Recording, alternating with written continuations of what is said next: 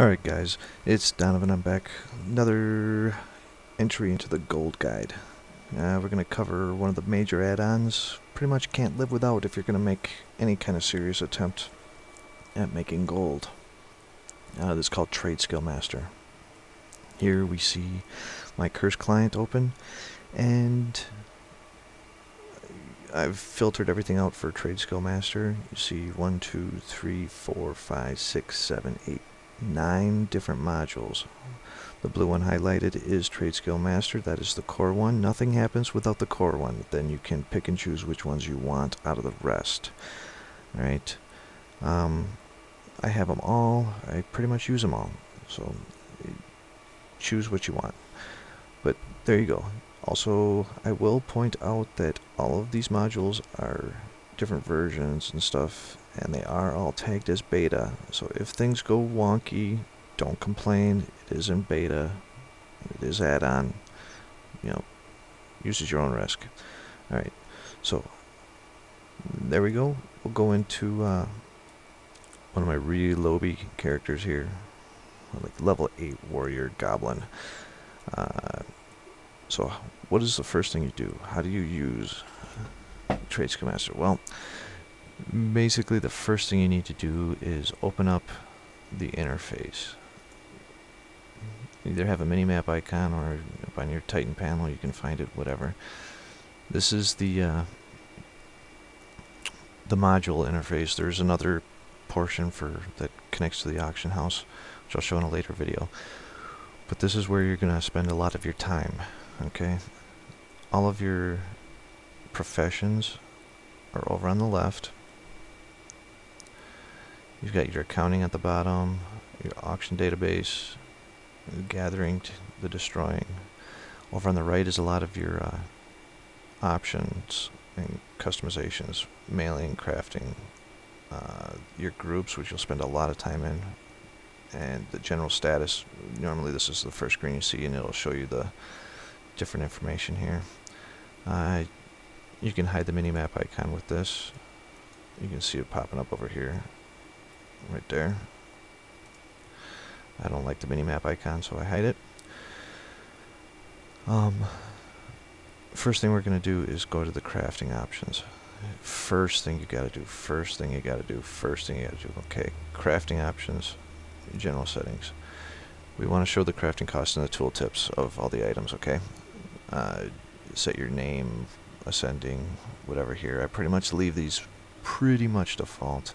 If you have a smaller monitor, like a 14 or a 15-inch monitor with pretty high, low resolution, you might want to change your frame scale here, whatever.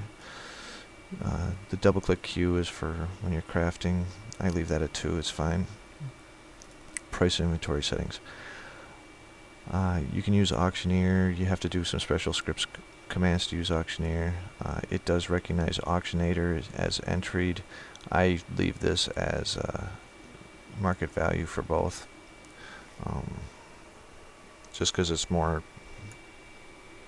just a general number for crafting prices and the mats. Profit deduction. This is basically to take into account the profits based off of your listing fees and the selling fees from the auction house. Generally, if you put that at 5%, you will be covered just fine. Information gathering from your alts. Use the built-in gathering add-on right there. And this will also keep track of items that you have on the AH, which is very important. You don't want to queue up a crafting queue of 20 gems if you already have 10 sitting on the AH, which would be a really bad idea, really bad example. But anyway, moving on. What that does is keep track of it. You have 10 on the AH already, so instead of setting a queue of 20, it'll only set a queue of 10, so you have a total of 20. Okay? So the characters to include. This is very important. You do not want to include 2 characters that have the same profession. You want to create a separate profile, but that's all kinds of advanced stuff. Okay, so we want to include Razik, which is the name of this character. Razik. Alright. If you had multiple characters, you would have multiple names there, and you just click them off, and this list would just get bigger. Okay, these are all your crafters. This is where you want to put all your crafters at. The guilds to include. You come in here and you check off the guilds. Now you only put the guilds in here that you want to have TSM basically keep track of what's inside of that guild bank, because it's available to you to use for mats for all your crafting. So if you're in a guild where you don't have complete and total access to pull and take whatever you want for your own profits, I probably would not put that guild in there. This is for like a personal bank guild, if you have one of those. The queue settings. These are the defaults. All of these can be changed per profession over here, but I would say the minimum restock of 1, max restock of 3, minimum profit 50. Those are all pretty standard. I would go ahead and leave those alone. Profiles, again, that's for if you have multiple alchemists, multiple blacksmiths, you know, whatever the case may be. That's advanced. We'll get into that in a later video. Okay, so we've taken care of the crafting options here. So let's get into the meat and potatoes. The groups here.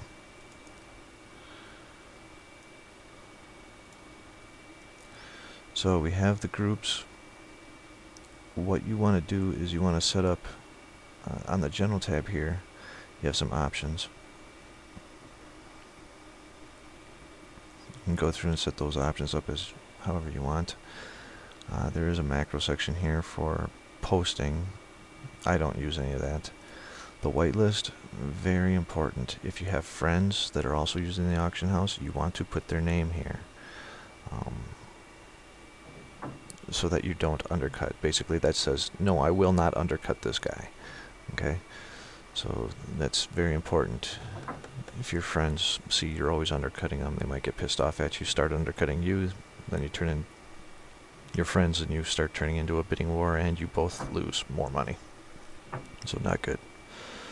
Blacklist, that's where basically you're hunting somebody and you're gonna undercut them no matter what your other settings say. You will lose money using a blacklist, but the point is to drive them out of the market. So use at your own risk. I've never used it. And the profiles, again, that's for more advanced stuff. Okay, so we've covered our groups and our options. So how do we create a group? Well, basically we go into the categories and groups here. You can see the auction defaults is the ignoring and stuff like that. You can see up here, it basically tells you how it reads the information off of the auction database, and which is getting information from the auction house. The standard post times, 24 hours. If you're looking to make money and you're active every day, do not set this for more than 24 hours. You're just going to lose money that way. The post cap, how many of each item. If you're sending this up to 500 with 1 per auction, I'm going to hunt you down and smack you. Don't do that. You're flooding the market with a bunch of singles. It's just dumb. No one wants to buy 500 auctions of 1 herb. Nobody does that. You're just going to piss people off, and nobody's going to buy it. They're just going to skip to the more expensive stuff and buy 1 auction of 500 instead. Again, these are defaults, so I leave them relatively low. 5 auctions of 1. The general price undercutting, I always undercut by 1 copper for the most part. You don't need to be the cheapest, you just need to be at the top of the list. And I mean, think about it, when you buy stuff, don't you sort it and just buy whatever's at the top of the list because it's normally the cheapest? Well, there you go. How much cheaper doesn't matter, you just need to be cheaper. 1 copper will do it. There's no reason to undercut by 100 gold or 5 gold or whatever. 1 copper will do it. The bid percentage, I usually bring this down to like 95, just so the bid is a little bit lower than the buyout. It doesn't need to be that big of a difference. The threshold, this is the lowest, okay, that you're willing to go on an item. these are defaults. Since these are defaults, I would raise this up just in case you forget to set it sometime. And then the fallback is the highest. Again, since these are defaults, if you might forget sometime, I raise them up a little bit. Obviously that would still suck if you're selling an item that's several thousand gold and you forget to set the price on it, but at least you make some money back. So again, this is the minimum you'd sell an item for default, and this is the most you'd sell an item at for default. Each item has its own settings. And then this is the reset. If an item falls below this threshold, what do you want to do? Don't post. Post at the threshold, the minimum. Or do you want to post at the fallback, the max? There are times to not post and there are times to post at the threshold, but in general, in the long run, you're going to want to post at fallback in order to let people who are using stuff like auctioneer see the value slowly increase over time. So you want to post at fallback. You might lose a little bit of money up front with posting fees and not selling it, but in the long run you'll make more. So that's how you set up your options in TSM. And then the categories and groups. Here you create categories and groups. You can see here I've got a bunch of different categories and a bunch of different groups. The blue highlighted ones are categories, and the bottom ones, the white ones, are groups. Okay. So you just do that by clicking on the categories and groups, going over here, a group name of test. There, we've got it. And we can add Kaja-Cola to the group of test. Okay. Then we can go into the group overrides. See how these are all defaulted? They're grayed out. This is one you right click it. Let's see, I do want to set this up for $48. I'm going to post 5 auctions with 1 per auction. I'm going to undercut by 1 copper. And obviously it's not going to sell for 50 gold, so I'm going to send it for 1 as the lowest I'm going to go. And I'm going to sell for 5 gold a piece. And I'm going to post it fallback. So if anybody tries selling them for less than 1 gold, I'm going to go ahead and post it fallback and sell it for 5. And close. There it is.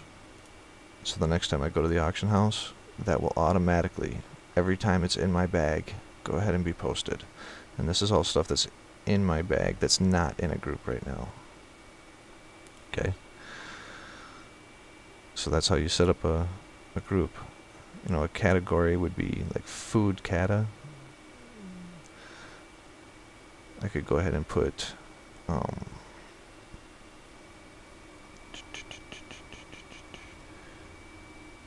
they're nice and blue. That's cheese, right? Yeah. I could put the darnase and blue in there, and then you get everything else in there too. That was already in there. You just didn't see it. But I actually don't want that in there because it's not a very good seller.